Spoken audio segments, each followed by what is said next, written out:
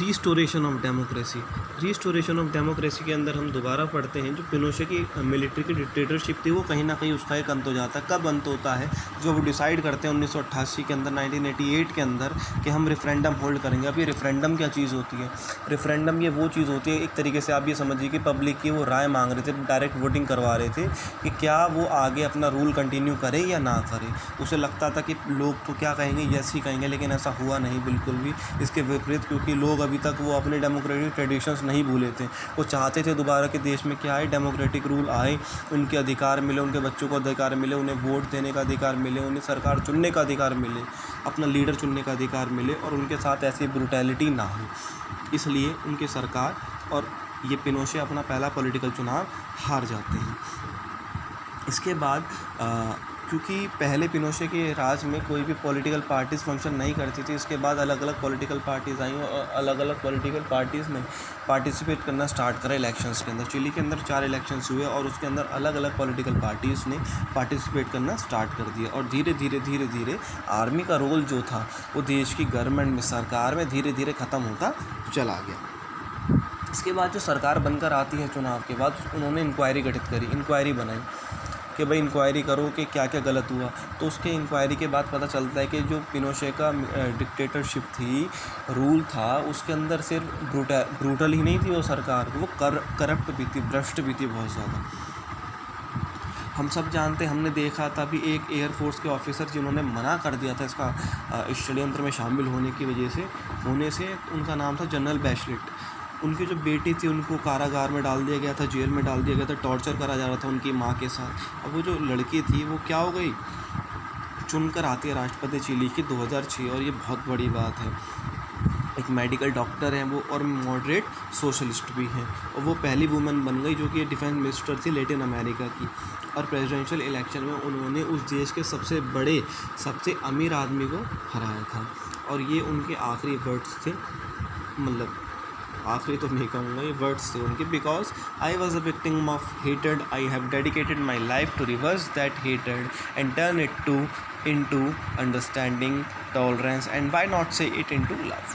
क्योंकि उन्होंने कहा, क्योंकि मैंने ये दर्द झेला था, मैंने नफ़रत झेली थी, तो मैं इस नफ़रत को अपनी पूरी ज़िंदगी लगा दूँगा चेंज करने में। किस में चेंज करने में? लव में चेंज करने में, अंडरस्टैंडिंग में, टॉलरेंस में चेंज करने में लगा दूँगी। तो ये हमने एक देश के पढ़ा, एक साउथ अमेरिका की एक कंट्री थी जिसका नाम था चिली, उसके अंदर कैसे कैसे डेमोक्रेसी आई। शुरुआत में वहाँ पे एक समरी दे देता हूँ आपको। शुरुआत में वहाँ पे किसका रूल था? एक प्रेसिडेंट थे वहाँ पर, जो एक सोशलिस्ट पार्टी गठबंधन की सरकार से चुनकर आते हैं, 1970 में चुनाव जीतते हैं राष्ट्रपति के। और चुनने के बाद उन्होंने काफ़ी सारे डिसीजंस लिए थे गरीबों के हक़ में, डेली वेज अर्नर्स के हक़ में, जिससे कि कुछ लोगों को बुरा लग जाता और एक उनके खिलाफ षड्यंत्र हो जाता, आर्मी कूप हो जाता। 1973 कहलाता है वो, जिसके जनरल पिनोशे रहते हैं, और वो बॉम्बिंग कर देते उनके घर के बाहर और उनकी डेथ हो जाती है। उसके बाद वहाँ पे मिलिट्री रूल आ जाता है। अगले 17 सालों तक उन्होंने राज करा, लेकिन जैसे रेफरेंडम होल्ड करा, लोगों ने उनको मना कर दिया कि आप अब आगे रूल ना करें, और जिससे कि वहाँ पर चुनाव होते हैं, और चुनाव में जीत कर आती हैं वही मिशेल बैचलेट, जिनके साथ बहुत ज़्यादा बेकार हुआ था। तो ये कहानी थी चिली, साउथ अमेरिका की एक कंट्री की। आगे बात करते हैं एक और देश की, जिसका नाम है पोलैंड। अब पोलैंड ये थोड़ा सा अलग इवेंट हो जाता है। इस बार हम पोलैंड की कहानी पढ़ेंगे। 1980 में यहाँ पर एक पार्टी राज कर रही थी जिसका नाम था पोलिश यूनाइटेड वर्कर्स पार्टी। ये एक कम्युनिस्ट पार्टी में से एक है जो कि ईस्ट यूरोप की उस टाइम पे काफ़ी कंट्रीज़ में राज कर रही थी। इन कंट्रीज़ में कोई किसी और पॉलिटिकल पार्टीज़ को फंक्शन करने का अधिकार नहीं था, यानी कोई और पॉलिटिकल पार्टीज़ अपना लीडर नहीं चुन सकती, पार्टी इनके सामने खड़े नहीं हो सकती, इनको अपोज नहीं कर सकती, ये सारी चीज़ें थी। इसके बाद और जो लोग थे वहाँ के, अपना लीडर्स नहीं चुन सकते थे कम्युनिस्ट पार्टी का, सरकार का, और जो इनके खिलाफ़ बोलता था उसे जेल में उठाकर उसको टॉर्चर किया जाता था, कोई बोल नहीं सकता था। यानी सेंसरशिप बिल्कुल थी यहाँ पर, सेंसरशिप थी, ट्रांसपेरेंसी बिल्कुल ना के बराबर ही थी यहाँ पर। जबकि यहाँ क्या है, इलेक्टेड गवर्नमेंट है, लेकिन पिनोशे के उसमें हमने क्या देखा, वो एक मिलिट्री रूल ले आया था, लेकिन यहाँ एक इलेक्टेड गवर्नमेंट है, फिर भी ये राइट्स आपको नहीं दे रही।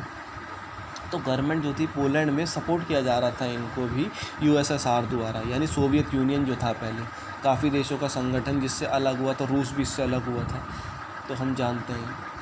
14 अगस्त 1980 को जो वर्कर्स होते हैं लेनिन शिपयार्ड के, वो क्या करते थे, हड़ताल पे चले जाते हैं। भाई हड़ताल पे क्यों जाते हैं?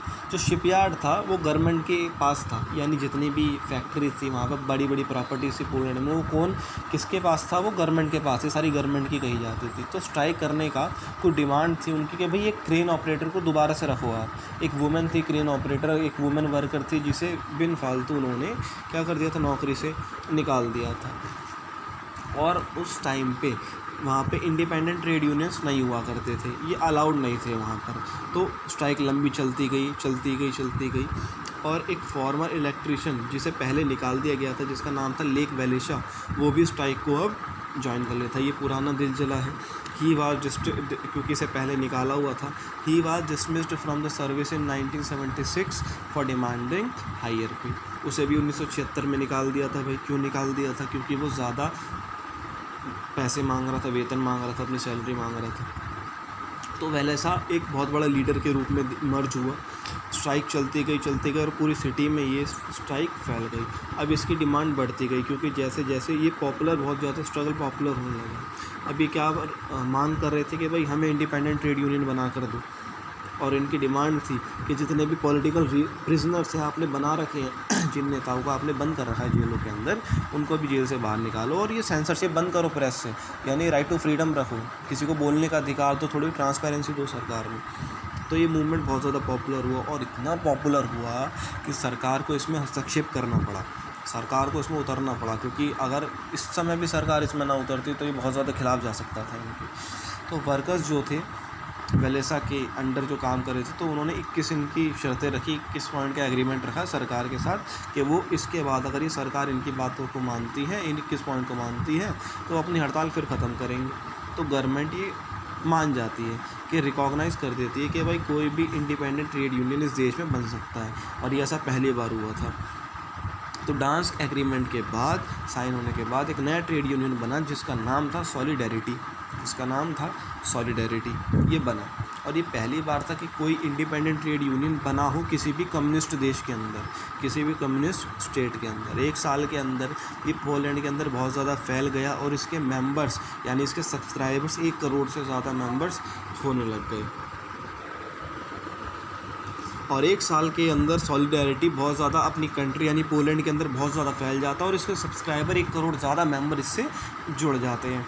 अब ये पूरा फैल चुका है। अब ये फैल चुका था तो इसके मांगे भी बहुत ज़्यादा बढ़ चुकी थी कि भाई मिसमैनेजमेंट सरकार जो कर रही थी, करप्शन, जितनी भ्रष्ट ये चीज़ें कर रही थी, इनके खिलाफ थे ये। तो गवर्नमेंट ने क्या करा भाई, गवर्नमेंट जिसे लीड कर रहे थे जारूज़ेल्स्की, जिन्होंने क्या करा, मार्शल लॉ यानी आर्मी रूल स्टार्ट कर दिया 1981 के अंदर। हज़ारों सॉलिडेरिटी के जो ग्रुप के मेंबर थे उन्हें प्रिजन के अंदर डाल दिया, जेल के अंदर डाल दिया गया। जो फ्रीडम था ऑर्गेनाइज़ करने का, यानी प्रोटेस्ट करने का, कुछ भी चीज़ें करने का, वो सारा उनसे छीन लिए गए अधिकार उनसे। अब एक और वेव आती है स्ट्राइक्स की, जो कि इससे बड़ी होती है। और इस टाइम में जो गवर्नमेंट होगी, पोलिश गवर्नमेंट होगी, इस समय वीक होगी, इसलिए ये मान जाते हैं कि इस देश में पहले चुनाव करा दिए जाएं। तो 100 सीटों पर चुनाव लड़े जाते हैं, जिसमें से 99 सीटें कौन जीतता है, सॉलिडेरिटी जीतती है और ये बहुत बड़ी पार्टी बन जाती है। अक्टूबर 1990 में पोलैंड के अंदर ऐतिहासिक तौर पर देखा गया कि पहले राष्ट्रपति चुनाव हुए जिसमें एक से ज़्यादा पार्टी लड़ी, क्योंकि पहले यहाँ पॉलिटिकल पार्टीज़ को फंक्शन करने का अधिकार नहीं था, कोई और पॉलिटिकल पार्टीज बनाने का अधिकार नहीं था, किसी को लीडर चुनने का अधिकार नहीं था। ठीक है, वेलेसा को क्या चुना गया, पहला राष्ट्रपति चुना गया आज़ाद पोलैंड का। बिल्कुल, आगे बात करते हैं टू फीचर्स ऑफ डेमोक्रेसी। हमने 2 अलग अलग कहानियाँ देखी। पहली कहानी हमने कहाँ की देखी, चिली की देखी, जो कि एक साउथ अमेरिका की कॉन्टिनेंट की एक कंट्री है। दूसरी कहानी दूसरे देश की देखी हमने, पोलैंड की देखी। अब इन कहानियों में कुछ डिफरेंसेस हैं, कुछ समानताएं हैं और कुछ अंतर हैं, कुछ सिमिलैरिटीज़ है, कुछ डिफरेंसेस है, डिससिमिलैरिटीज़ है। वो क्या क्या, पहला डिफरेंस ये था कि वहाँ पे जो सरकार चला रहे थे, पहले वहाँ पे एक पॉलिटिकल पार्टी थी, उसको हटा दिया जाता, ओवरथ्रोन कर दिया जाता है, किसके द्वारा, मिलिट्री के द्वारा। फिर वहाँ पे मिलिट्री का शासन रहता है, अधिकार लोगों को से छीन लेते हैं, जितने भी फंडामेंटल राइट्स कहे जाते हैं वो सारे छीन लिए जाते हैं। और दूसरा पोलैंड के अंदर तो पॉलिटिकल पार्टीज थी, फिर भी यहाँ पे राइट्स नहीं दिए जा रहे थे। ठीक है, यहाँ की गवर्नमेंट फिर भी लोगों को लीडर चुनने का वो नहीं दे रही थी, जिसको डेमोक्रेसी लाने के लिए दोनों ही देश में क्या हुआ, बहुत सारे स्ट्रगल्स हुए। पोलैंड के अंदर हमने देखा कैसे एक ट्रेड यूनियन बहुत बड़ा ग्रुप सॉलिडारिटी बन के वहाँ पे डेमोक्रेसी लाने में सफल होता है। तो ये हमने चीज़ें देखी कि कैसे कैसे कैसे कैसे डेमोक्रेसी इन दोनों देशों के अंदर आ गई। ये बता रखा है इन्होंने कि वहाँ पे लोग चूज़ ही नहीं कर पा रहे थे, चाहे दोनों ही देशों अपने रूलर्स को चूज़ नहीं कर पा रहे थे, और उनको कोई फ्रीडम नहीं था अपने ओपिनियंस बनाने का, क्योंकि एक सेंसरशिप थी प्रेस पर। यानी सेंसरशिप प्रेस पर मतलब क्या है, आप बता नहीं सकते, किसी की खामियां नहीं बता सकते, किसी की गलतियां नहीं गिना सकते, ये सारी चीज़ें।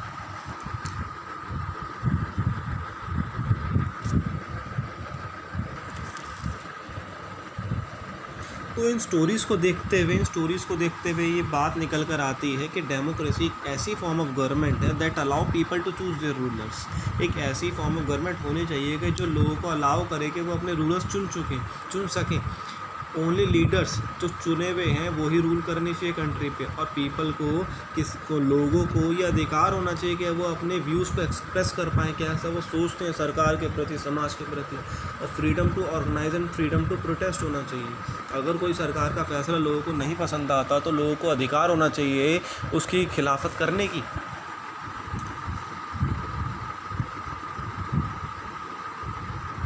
अगला topic, the changing map of democracy. अब कैसे कैसे डेमोक्रेसी का मैप चेंज होता गया। हम सब जानते हैं कैसे 20वीं सेंचुरी में बहुत सारे देश, ज़्यादातर देश क्या आने लग गई थी, वहाँ पर डेमोक्रेसी सेटअप होने लग गई थी। अब डेमोक्रेसी सेटअप हो गई, हलवा नहीं था कि एकदम से ही कहीं भी डेमोक्रेसी आ गई। उसके लिए कई सालों तक, कई सेंचुरीज़ तक देशों के अंदर स्ट्रगल्स चला। जैसे भारत की बात कर लेते कि भारत के अंदर भारत की पहली फ्रीडम स्ट्रगल जो थी वो 1857 को माना जाता है, लेकिन हमें आज़ादी कब मिली, 1947 को मिली। तो लगभग 90 साल, तो आप लगा लीजिए कि सेंचुरीज़ लग जाती है किसी देश के अंदर फ्रीडम स्टैब्लिश होने में, आने में, डेमोक्रेसी आने में। तो ऐसा ही हर देश के साथ था 20वीं सेंचुरी में। अब मैप बदल रहा था, अब मैप डिक्टेटरशिप से किस में बदल रहा था, डेमोक्रेसी में चेंज हो रहा था, क्योंकि वहाँ के लोग खुश नहीं थे और वो फ्रीडम स्ट्रगल कर रहे थे। तो सेकेंड वर्ल्ड वॉर के बाद भी ऐसा ही होने लगा, जैसे कि भारत था। सेकेंड वर्ल्ड वॉर के बाद तुरंत भारत आज़ाद हुआ, तो काफ़ी सारी ऐसी कंट्रीज़ थी।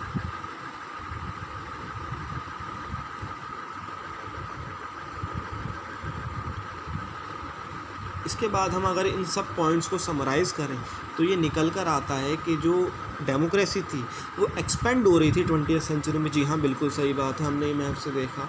और democracy did not spread evenly in all parts of the world. अब हर पार्ट्स में नहीं आई, लेकिन ऑलमोस्ट हर पार्ट्स में जा रही थी। It was establish first in some region and then spread to other region. ये सच बात है कि पहले किसी एक रीजन में आ रही थी, फिर उसकी आइडियोलॉजी एक देश से एक एरिया से दूसरे देश में फैल रही थी। लोग उससे इंस्पायर होके, मान लीजिए कोई एक देश फ्रीडम स्ट्रगल करके आज़ाद हो जाता है, तो दूसरे देश वाले क्या सोचेंगे कि भाई इंस्पायर होंगे उनसे और सोचेंगे कि हम भी अपने देश में ये लाएं। अगला, while a majority of countries are democratic today, there are still large part of the world that are not democratic। ये सच बात है, मेजॉरिटी ऑफ कंट्रीज आज डेमोक्रेटिक है, लेकिन आज भी कुछ देश ऐसे हैं जो कि डेमोक्रेटिक नहीं है, जिसका सबसे बेहतर उदाहरण नॉर्थ कोरिया। प्योर डिक्टेटरशिप है वहाँ पर, प्योर डिक्टेटरशिप, एब्सोल्यूट डिक्टेटरशिप है वहाँ। आगे बात कर लेते हैं faces of expansion of democracy. शुरुआत में हमने देखा कि कैसे कैसे 20वीं सेंचुरी में हर देश के अंदर डेमोक्रेसी डेवलप हो रही थी। इसका सबसे बेहतर उदाहरण है फ्रेंच रिवॉल्यूशन 1789। हम अपनी हिस्ट्री बुक में, वर्ल्ड हिस्ट्री में ये चैप्टर पढ़ते हैं फ्रेंच के बारे में कि कितनी उठापटक वहाँ पर, कितना तख्ता पलट हुआ शासनों का। पहले लोग कोई और शासन कर रहा था, फिर नेपोलियन आया, नेपोलियन पॉलिटिकल पार्टीज़ को हटा देता, फिर कोई और आता है, फिर कोई और। तो ये सारा सिलसिला चलता रहा और बाद में, बहुत बाद में जाके ये देश कुछ आज़ाद हुए, जो कि नेशन स्टेट के आइडिया आए लोगों के पास। बहुत सारी ऐसी चीज़ें थी जो हम हिस्ट्री में पढ़ेंगे। तो फ्रेंच रिवॉल्यूशन ने कई और स्ट्रगल्स को इंस्पायर करा, कई और यूरोप के देशों में डेमोक्रेसी लाने के लोगों को इंस्पायर करा। जैसे कि ब्रिटेन में ये प्रोग्रेस सालों से चल रहा था, लेकिन ये फ्रेंच रिवॉल्यूशन से बहुत ज़्यादा प्रोग्रेस स्लो थी इसकी, बहुत ज़्यादा। काफ़ी सारे पॉलिटिकल इवेंट्स हो रहे थे जो कि चाहते थे कि भाई मोनार्की, इनकी पावर जो है वो ख़त्म हो जाए। और हर जगह राइट टू वोट ग्रांट किया गया लोगों को, ज़्यादा से ज़्यादा लोगों को। और उसी समय फ्रेंच रिवॉल्यूशन के दौरान काफ़ी सारी 13 कॉलोनी ब्रिटिश की आज़ाद हुई थी, जो कि साथ मिलकर क्या बना था, अमेरिका बना था, इसलिए उसे यूनाइटेड स्टेट्स ऑफ अमेरिका कहा जाता है। इन्होंने अपना डेमोक्रेटिक कॉन्स्टिट्यूशन, संविधान कब अपनाया, 1787 के अंदर। भाई कुछ साल लग जाते हैं संविधान बनाने में, लेकिन यहाँ पर अभी भी राइट टू वोट लिमिटेड था कुछ ही लोगों के लिए। अब वो कुछ लोग कौन हैं, वो बड़े बड़े लैंडलॉर्ड्स हैं, बड़े बड़े कैपिटलिस्ट हैं, बड़े बड़े पूंजीवादी लोग हैं। ना ही औरतों को और ना ही ब्लैक्स को तो 1965 तक वोट करने का अधिकार नहीं था। बेशक से बहुत बड़े बड़े ब्लैक वो रहे हों वहाँ पे, चाहे अब्राहम लिंकन रहे हों, मार्टिन लूथर किंग रहे हों, बराक ओबामा रहे हों, लेकिन उस समय तक भी वहाँ पर क्या नहीं था, 1965 तक क्या नहीं था, वोट करने का अधिकार नहीं था, जिसे यूनिवर्सल एडल्ट फ्रेंचाइज या यूनिवर्सल सफरेज भी कहा जाता है। यानी 18 साल से जब ऊपर का कोई बंदा हो जाता है, वयस्क हो जाता है, तो वो सरकार चुनने के लिए क्या रहता है, बाध्य रहता है, यानी चुन सकता है। और ये कुछ देशों की लिस्ट हैं जिन्होंने ईयर दे रखा है कि कौन से साल में उन्हें यूनिवर्सल सफरेज दिया गया, अधिकार दिया गया लोगों को वोट देने का। और हम सब जानते हैं कि न्यूजीलैंड वो पहला देश था जिसने अपने लोगों को वोटिंग राइट दिया था। ठीक है, आगे एंड ऑफ कॉलोनियलिज्म, यानी कॉलोनीज़। अब बहुत सारी कॉलोनी का मतलब क्या होता था, जब अंग्रेज़ किसी मुल्क पर राज किया करते थे तो वो उस देश को अपनी कॉलोनी बना लेते थे। अब कॉलोनी का मतलब क्या है, ये उस देश से रॉ मटेरियल अपने देश में इंपोर्ट करा करते थे, अपने देश में लाते थे और उस अपने देश में माल बनाकर उसी देश में बेचा करते थे। तो एक तरीके से कॉलोनी एक तरीके से यूज़ किया करते थे उस देश को, और वहाँ की इकोनॉमिक वेल्थ को बहुत ज़्यादा नुकसान पहुँचाया करते थे। तो अब ये सिलसिला ख़त्म होने को था। एशिया और अफ्रीका में जो बहुत सारी पूरी कॉलोनी बन चुका था, भारत भी जिसमें से एक था, 200 साल अंग्रेज़ों ने राज किया, अब ये दूर होता जा रहा था, अब ये सिलसिला ख़त्म होता जा रहा था, आज़ादी की ओर बढ़ रहे थे लोग। इसके बाद our country was one of the few colonies where people carried a nationalist struggle to liberate the country from the colonial rule. और हमारी कंट्री उन कुछ कंट्री में से था जिसमें हम क्या चाहते थे, हम इनसे आज़ादी चाहते थे। मैंने बताया कि पहली फ्रीडम स्ट्रगल हमारी भारत की कब हो गई थी, 1857 में ही हो गई थी। उसके बाद भी लाने में आज़ादी को कितना टाइम लग गया, डेमोक्रेसी सेटअप करने में कितना टाइम लग गया, ये बताता है। Most farmer colonies did not have such a good experience. अब हम घाना का केस ले लेते हैं, एक ऐसी कंट्री वेस्टर्न अफ्रीका के अंदर जिसमें क्या हुआ, वो भी एक कॉलोनी थी जिसे गोल्ड कोस्ट भी कहा जाता था, जो कि 1957 के अंदर आज़ाद हुआ। ये उन पहली कंट्रीज़ में से एक था अफ्रीका की जिसने आज़ादी पाई, और इसने और अफ्रीकन कंट्रीज़ को भी इंस्पायर करा कि इनकी तरह वो भी आज़ादी ले लें भाई। तो एक क्वेम एंक्रुमा नाम के, जो कि किसके बेटे थे, गोल्डस्मिथ यानी सुनार के बेटे थे और ख़ुद एक टीचर थे, उन्होंने क्या करा, आज़ादी के लिए बहुत ज़्यादा इंडिपेंडेंस स्ट्रगल के अंदर बहुत ज़्यादा एक्टिव थे, वो चाहते थे आज़ादी लाना। और आज़ादी के बाद वो देश के पहले प्रधानमंत्री बने और घाना के उसके बाद राष्ट्रपति बने, और जो कि एक पंडित जवाहरलाल नेहरू के दोस्त भी थे, और इंस्पिरेशन से काफ़ी सारे डेमोक्रेट्स के लिए अफ्रीका में। लेकिन नेहरू से थोड़ा हट के थे वो। उसके 1966 के बाद उन्होंने क्या करा, उनका तख्ता पलट हो गया दोबारा मिलिट्री की तरह। मिलिट्री ने उनका क्या कर दिया, तख्ता पलट कर दिया, वहाँ की दोबारा से मिलिट्री रूल आ जाता है। घाना की तरह काफ़ी कंट्रीज थी जो कि डेमोक्रेसी की तरफ बढ़ रही थी आज़ादी के बाद अपनी, और घाना की तरह ही उसके और अफ्रीकन कंट्रीज़ भी डेमोक्रेसी लाना चाह रही थी आज़ाद होने के बाद, लेकिन यहाँ पर डेमोक्रेसी ज़्यादा लंबे समय तक नहीं चल पाई।